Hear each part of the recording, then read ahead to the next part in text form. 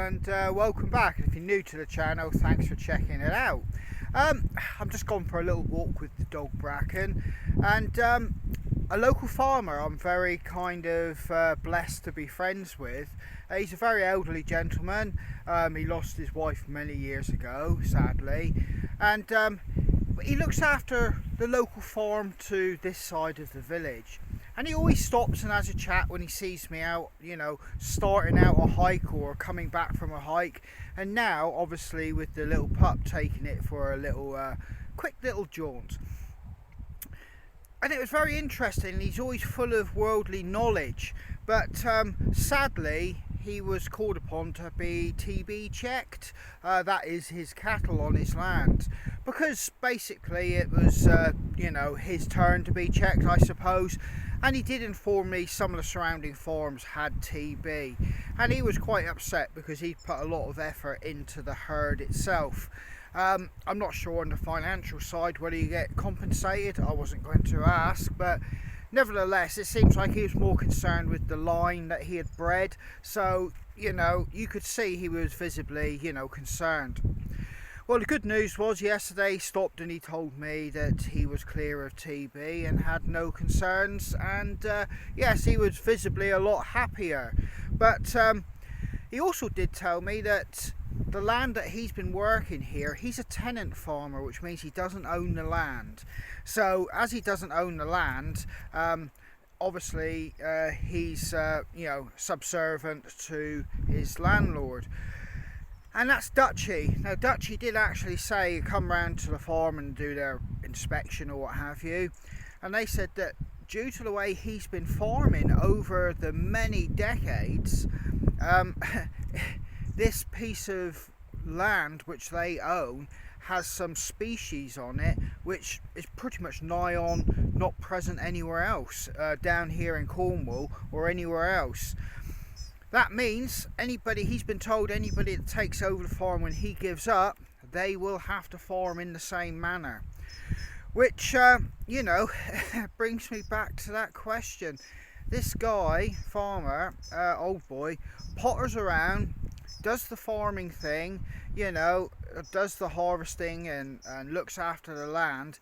And it's very sympathetic, it's slow, it's methodical, you know. There's not huge amounts of tractors whizzing around at 30-40 mile, well 30 mile an hour I think is the top end for them, or less, but you know, rushing around, you know, young lads like, you know, giving it everything it's got, everything at 1,000 mile an hour. And we seem to be going back to what this old guy's been doing all his life. Now it just amazes me, that does, you know.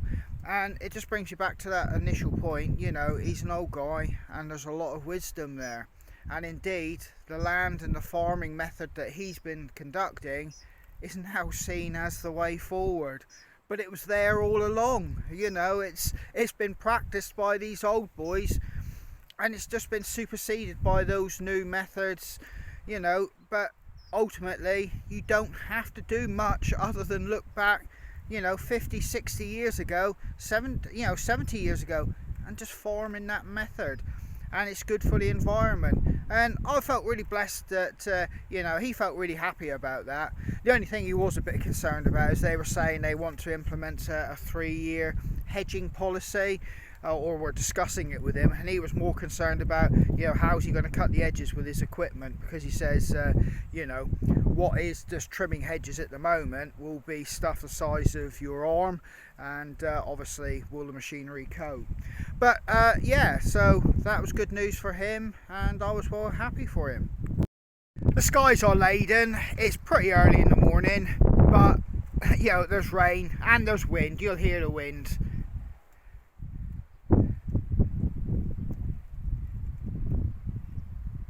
But it's beautiful. When you look across his field here, and one of them is here, you can actually see that it's not just sterile grass. There is so much else growing in it. You know, natural meadows, I suppose they call it. But you know, there is a stark contrast to his ground to some of those fields you see in the distance, which are basically grass deserts. Yeah, this, you know, you can you definitely can see the difference in his ground compared to the ground in the fore distance. I'm loving the colours in the hedgerows at the moment, particularly in this light.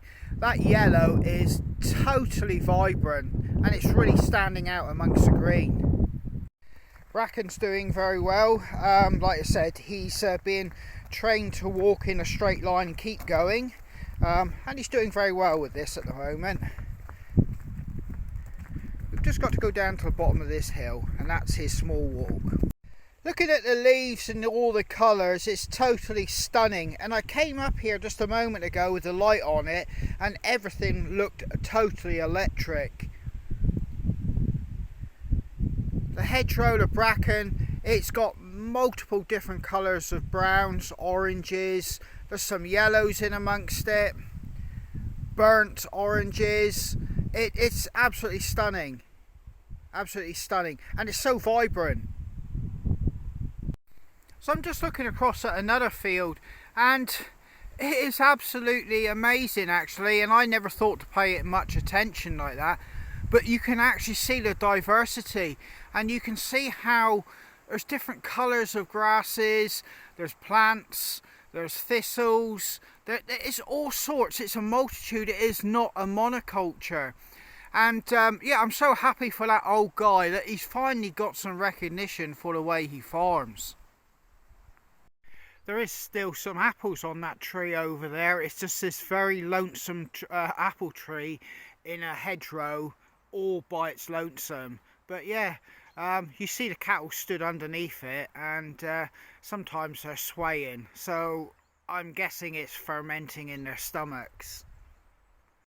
So my final thought, you know, on everything I've just said, perhaps, you know, we don't have to go to all these extreme measures that we hear, see and are told we have to. Perhaps we only have to look back to the very, very near past and the answers are there. So yeah, I'm just going to pop in for a coffee and I've got some more hiking sticks to do today, some custom ones. So yeah, I'm going to sign out from here and I'll be on the trail soon. I've got to get these sticks out, I can't go out today, and as soon as that sky clears I'll be out on the trail. I'll take you along with me. Cheers, Andy.